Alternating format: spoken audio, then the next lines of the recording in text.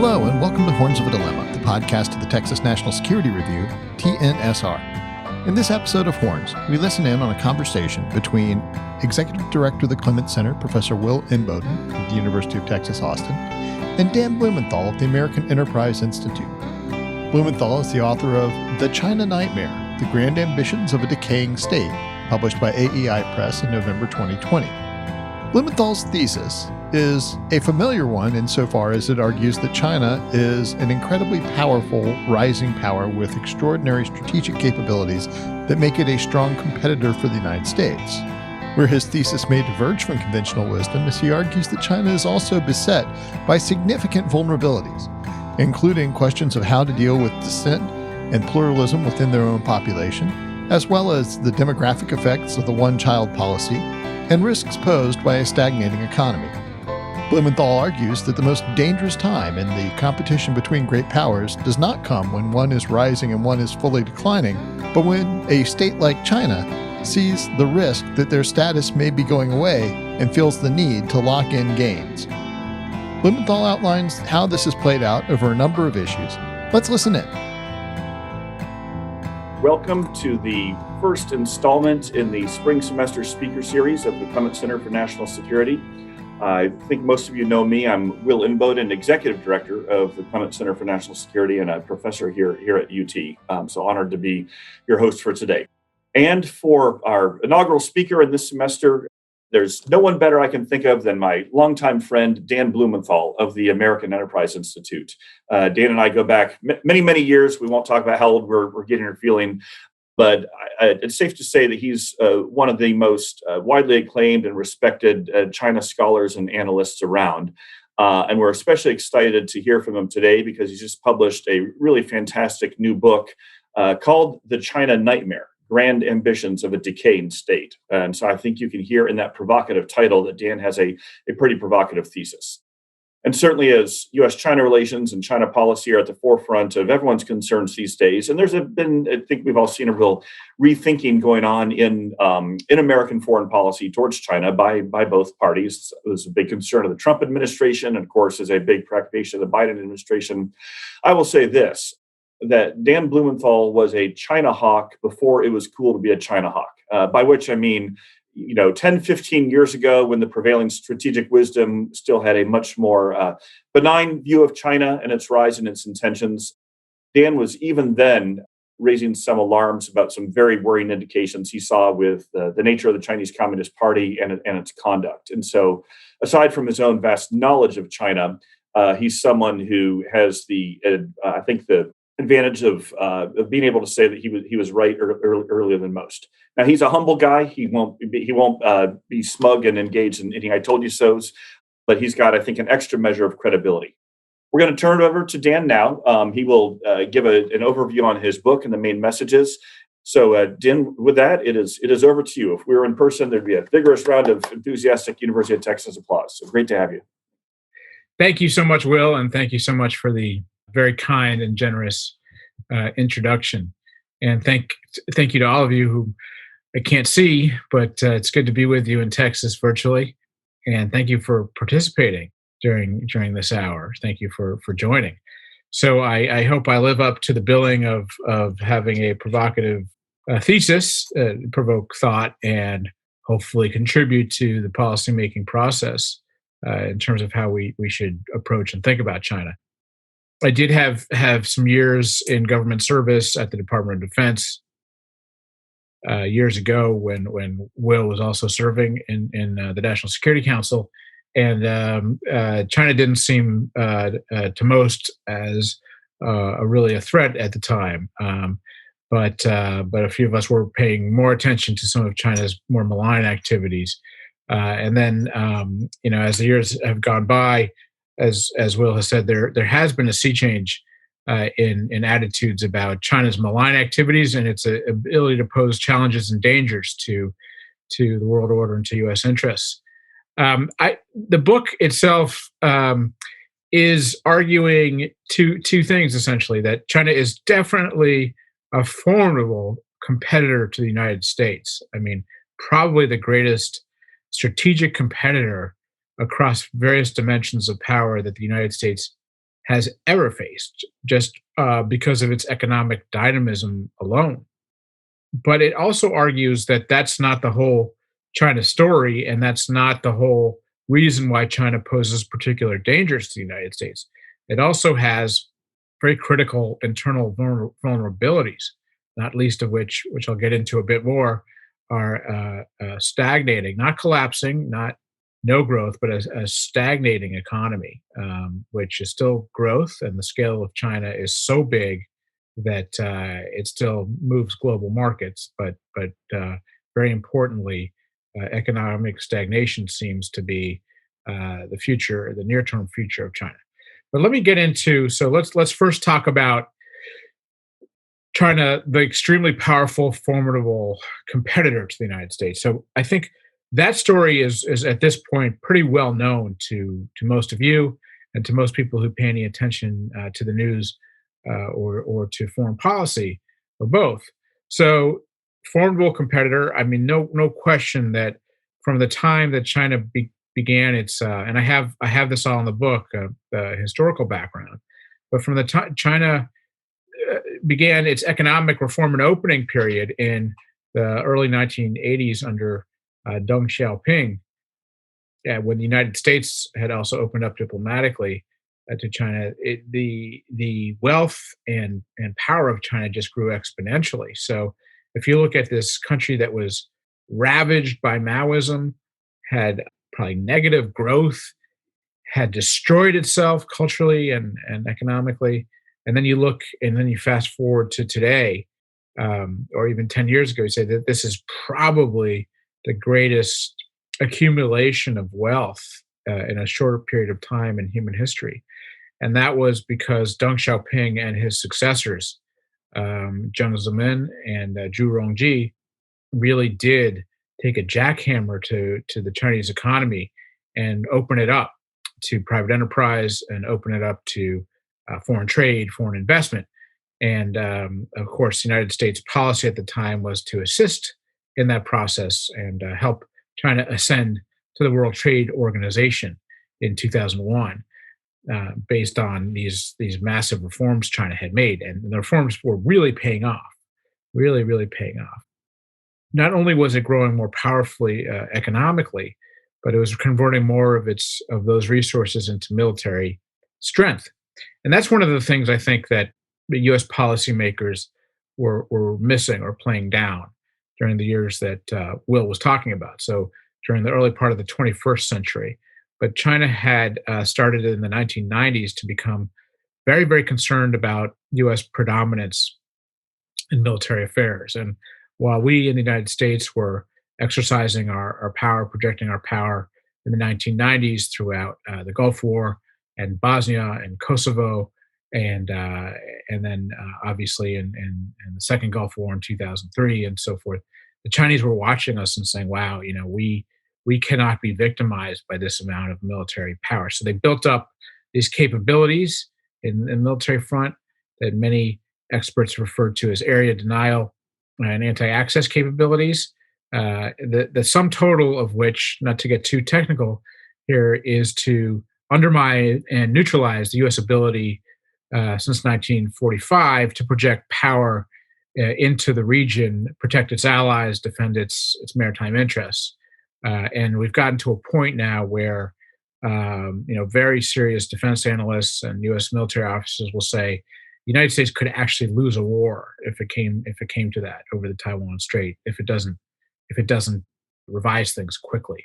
And that's quite a development. And that's nothing that anyone really predicted 20 years ago. So military power, economic strength.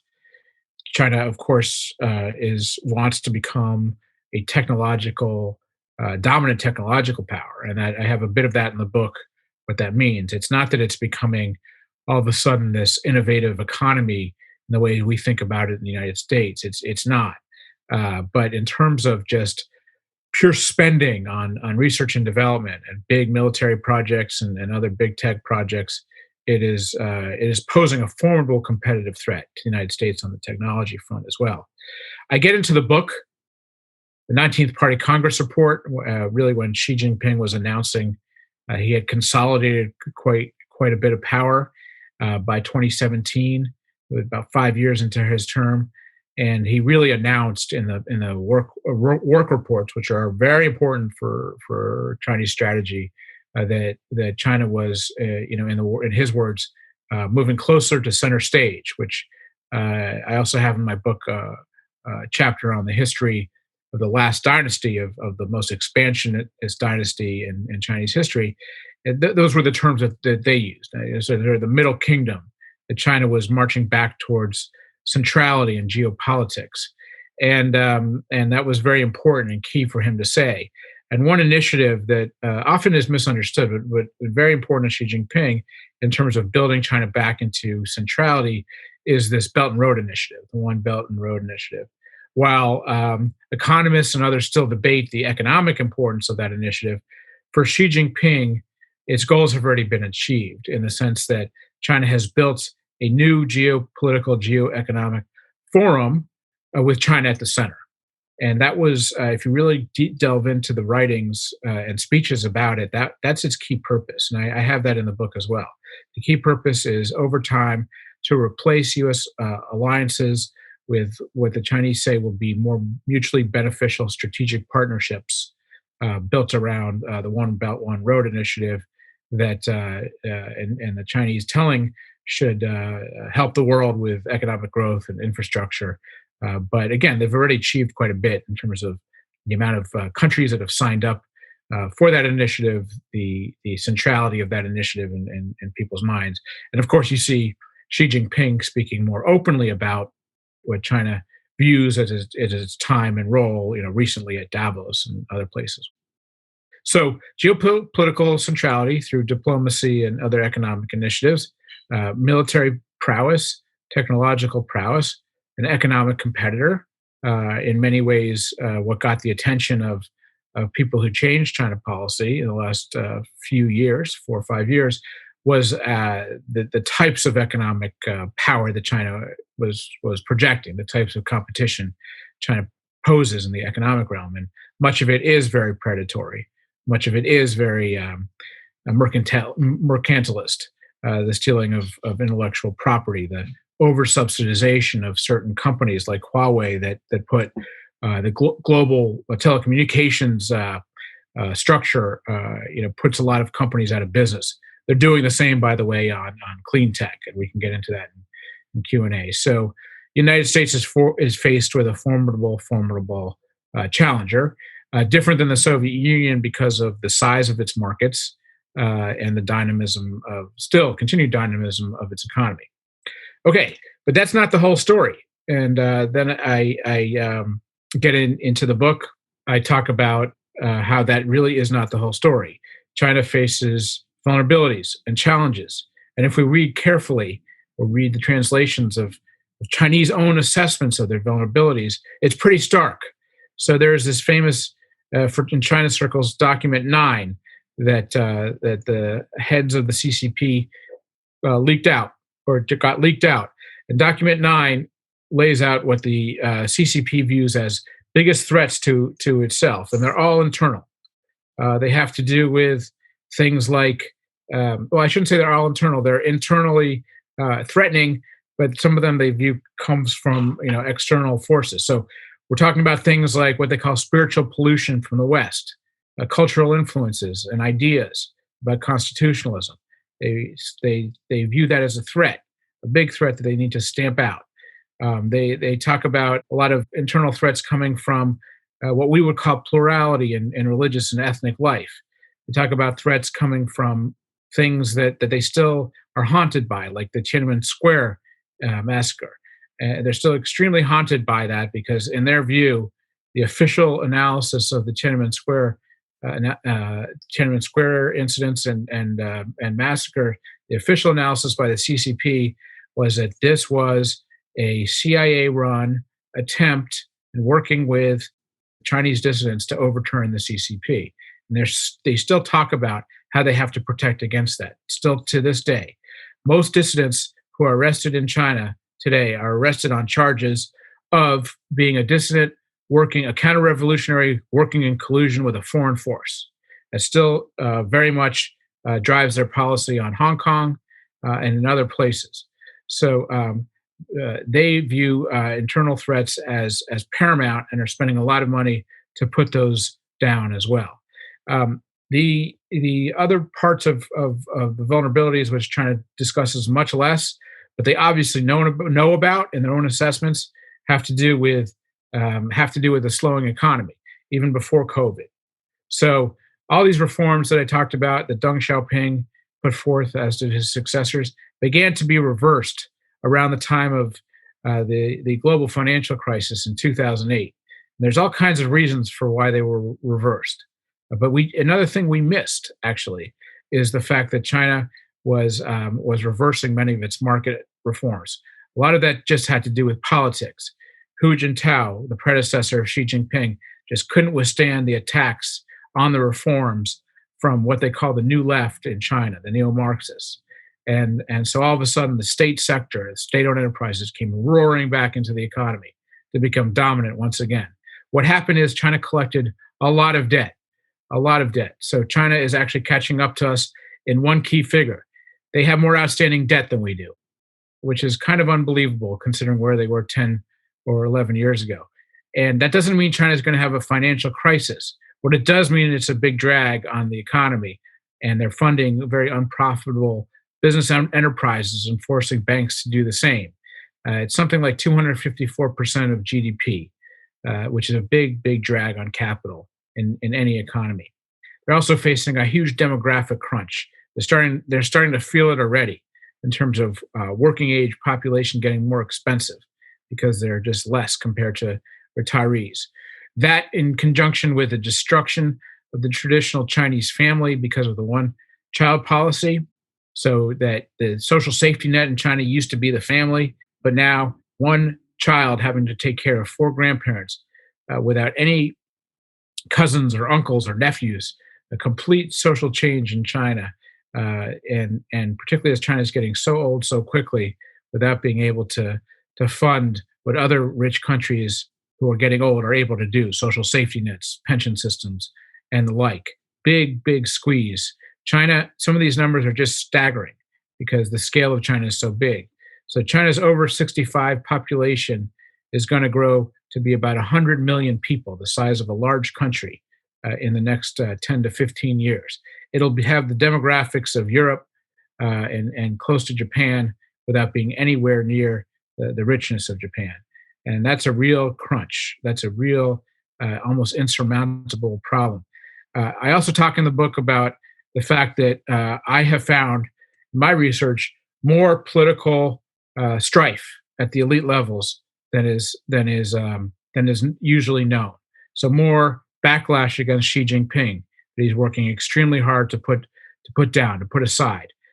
More questions about the legitimacy of CCP rule, even among elites, now that it's transformed from Communist Revolutionary Party to just a more traditional dictatorial party.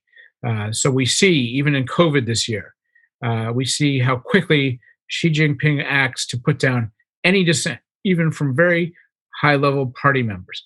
We see how quickly he jailed and disappeared doctors and writers and journalists and so on who just tried to get information out to the Chinese general public about COVID.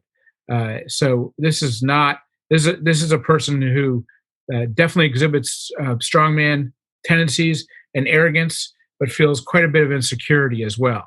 And again, has to invest more and more in trying to put down threats to his rule and threats to the CCP.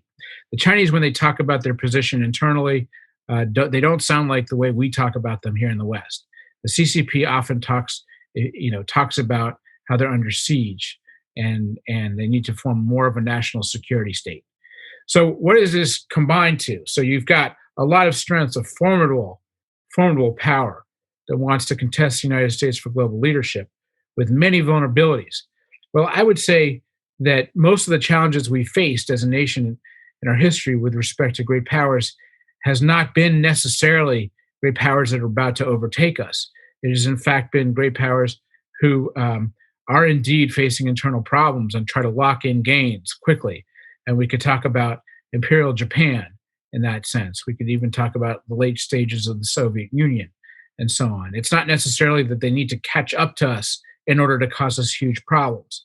And in fact, I argue in the book, and we could see over the last year in COVID, that many of the internal problems, in fact, are driving the Chinese government, the CCP, to act more aggressively abroad, to gain some nationalistic wins.